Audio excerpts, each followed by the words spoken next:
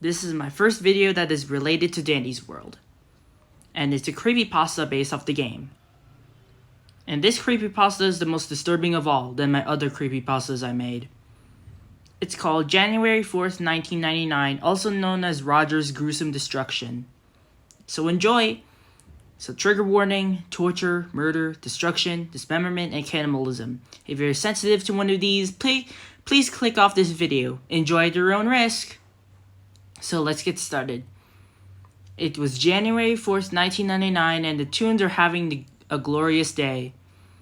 All except Rodger. His place was researching. He felt compassion of all the fresh air around him, and the morning dews danced around amongst the wind. Rodger felt alive. But he noticed that he had somewhere to be. He was supposed to meet with Dandy at 10 o'clock in the morning. He had gotten so caught up with his researchings that he forgot his meat, but he is so engaged with his talents. But he knew that it would hurt Dandy's feelings after all. So on he went. When he got to Dandy's house, Dandy's so brightened up and jumping up and down on the floor. "Yay, you're here! I've been waiting all day," Dandy said in this happy-go-lucky tone. Rodger felt a little bit uncomfortable and smiled a bit. It's nothing. I'm alright, kid," Rodger said in his shy and happy tone. "That's good to hear," Dandy said in his still joyful manner. Rodger then said, "So, Dandy, what are we gonna do? Are we gonna pull a prank on Poppy or what?" Dandy then laughed. "No, silly. We're not gonna do those things today. We're going to have so much fun together, just the two of us." "Oh, okay. What is it? What are we gonna do?" Rodger questioned. That's the spirit. Here you go." Dandy gave Rodger a vanilla ice cream. Rodger loses his marbles even more. Dandy, I'm kinda allergic to vanilla ice cream. Remember the fact that I almost choked and threw up after I ate one? Oh, don't worry. This vanilla ice cream is way different. Come on, try it. You'll like it," Dandy said in his happy tone. Okay," Rodger said. Then he popped the ice cream into his mouth. Not bad. "Okay, now what?" Rodger asked. Dandy then said, "Now you'll take a nap." Rodger then got confused and tried to lie down on the couch, but then he collapsed to the floor. Rodger woke up with a gasp. He found himself in an abandoned warehouse and noticed he's strapped on the wall. Then he panicked a little and said, "Hello? Is anyone in here?" Then Dandy walks into the room and said, "Oh goody, you're awake. Now let's get started." "Dandy, what the heck is going on? I can't move," Rodger said in a worried tone. "Well, duh, you can't move because you're strapped up," said Dandy. "But I thought," Rodger said in his worried tone. "Oh, just quit your whining. I know you have it like this," Dandy said. "The truth is you're gonna have fun with me forever." Rodger sighed. But the Toon handlers and the parents of the children will wonder where I am. When the whole building closes, they'll come looking for me and you'll be found out." "Oh, don't worry, silly detective. I bet the Toon handlers and the parents would not find out. Besides, nobody will know about this," Dandy said. He switched on the light and revealed the rest of the interior. It was decorated with colored body parts and remainings of past Toons and Toon handlers. There is also a box that is filled with sharp things, such as a knife, a syringe, a scalpel, a box cutter, etc. Rodger started to freak out and go on panic mode. "You can't do this. I'm your friend."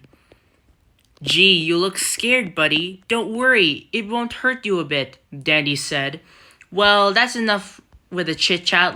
It's time to begin." Dandy grabbed a scalpel and pushed it into Rodger's lower chest. Dandy made a D-like cut on the chest. Rodger screamed in agony and pain. Rodger tried to pull away, but the straps held him still. Danny then grabbed a hacksaw and started to cut through Rodger's right arm. Rodger then screamed and cried and felt the pain even more. "Rodger, stop messing around, or I'll keep missing," Danny said in his serious tone. Danny then realized that the metal didn't go through the bone, so he went to his toolbox. He then grabbed the wood cutting saw, which he now uses to fully cut Rodger's right arm off. He then walked back to the chained magnifying glass and started sawing. Blood began to come out of Rodger's arm, and Rodger started to react. Danny didn't feel sorry for what he had just done. He ripped out his friend's arm and said, "Looks like I got a hand on you, buddy," Danny said in this joyful manner. I'm literally too lazy to go into detail on the torture, by the way, but I'll specify it. Rodger got beaten with a metal pipe by Dandy while chained up. He also got his wounds rubbed with salt, getting adrenaline shots shoved into his body, a bucket of acid poured into his head, eye, and mouth, getting electrocuted, and other barbaric tortures, though I won't fucking go in depths for all of those because I don't want to fucking get a community guideline strike. Rodger's appearance became very disheveled and distorted after the horrendous treatment. He looked like he didn't shower in 44 days. His glass had brutal cracks. His clothes were scratched and hadn't been worn in like 200 years.